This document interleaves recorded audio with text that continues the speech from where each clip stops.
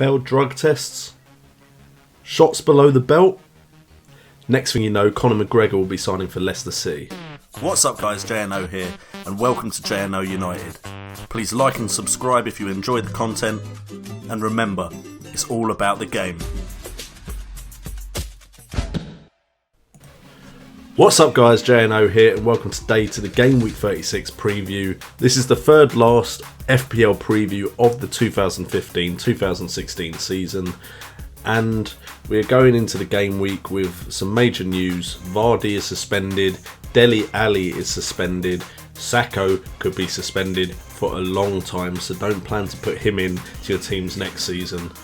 And the team I am going with because of that, and Ali is there but he'll most likely be transferred out this week, is the team that's showing up on the screen right now.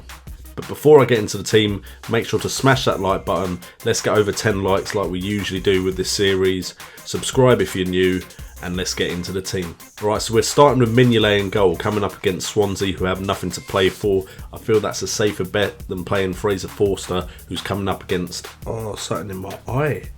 I felt that was a safer option than going for Fraser Forster coming up against Man City, who do have something to play for in the league, but also have a Champions League game to think about as well. But Aguero seems to start no matter what and then get subbed off if everything's looking good for Man City, so I don't want to risk Fraser Forster against the Man City attack. Then we're starting Patrick Van Aanholt, Toby Alderweireld, Cresswell and Huth in defence. That could very likely change when I take Dele Alli out.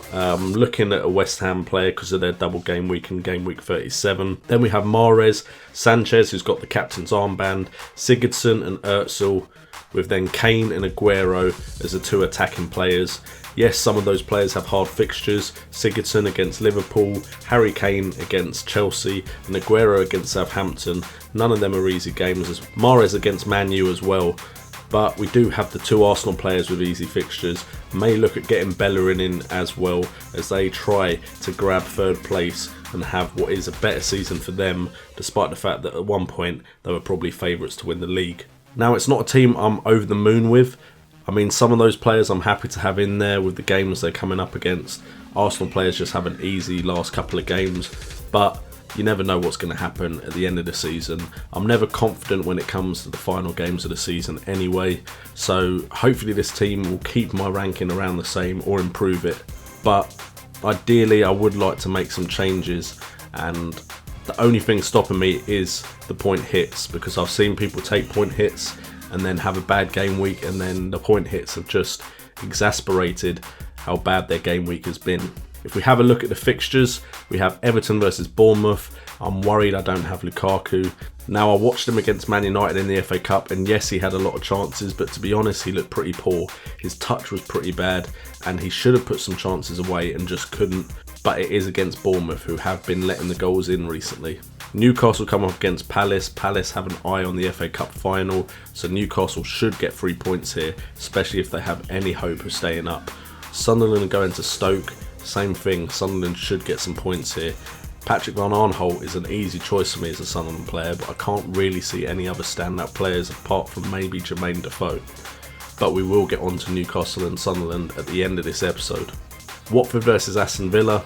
Anyone against Aston Villa is worth a punt. Troy Deeney looks like the most sensible option there. West Brom versus West Ham. I'm expecting a West Ham win. We have to see out the end of our season, our final season at the Boleyn, with some good performances. I know this is an away game, but it leads into some home games, so we need to start performing and getting those 3-point victories.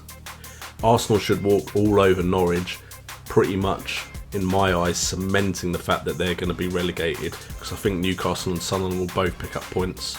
Swansea versus Liverpool. Liverpool will probably rotate, but I still see Liverpool picking up the victory. Man United versus Leicester. Massive game. If Leicester win, they win the league. And it's that simple. I kind of hope they do it. Hopefully Mahrez gets on the score sheet again, and hopefully they manage to win the title at one of the best teams in the country. And let's be fair, Man United have won the Premier League more than any other side in the Premier League, so that would be an epic way to win the Premier League title for Leicester. Man City go to Southampton, could be a tight game there. And then Chelsea versus Spurs. This could be Spurs' chance to finally get a victory at Stamford Bridge, but it's also Chelsea's chance to put the final nail in Spurs' title bid hopes. And if we have a quick look at my Premier Punt team for Challenge the Pundits Challenge, we can see I've gone with a 3-4-3 with Hero Gomez in goal, Hector Bellerin, Lovren and Holbass as the defence, Özil, McCarthy, Payet and Lanzini as the midfield, with Sanchez, Sturridge and Kane up top.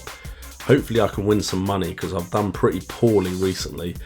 Next year I'm planning on doing a little segment where I do keep tabs on how much money I make in the entire year.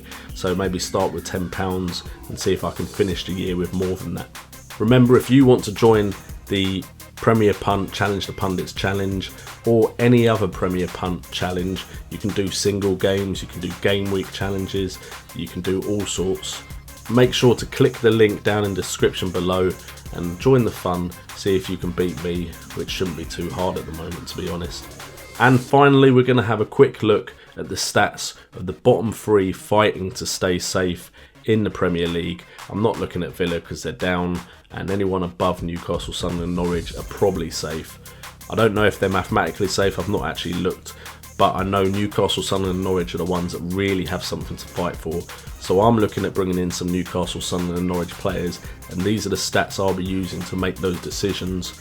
And as you can see, chances created in the last 6 game weeks, Newcastle have created 56.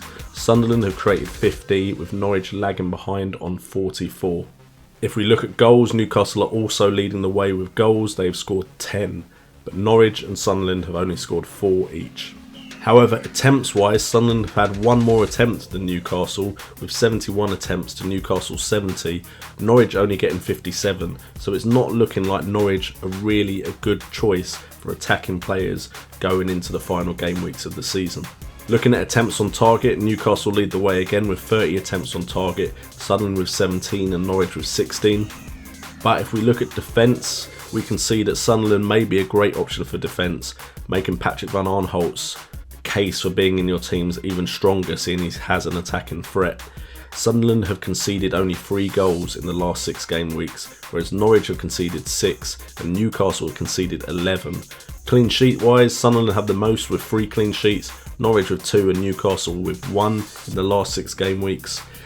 And basically, if I round that all up, what you're looking for is Newcastle player as an attacking threat, maybe a Sunderland player as an attacking threat as well, and then if you're looking for defence, it's Sunderland first, Norwich maybe second, and then Newcastle dead last. Do not pick a Newcastle defender like I did earlier this season with Daryl Janmat.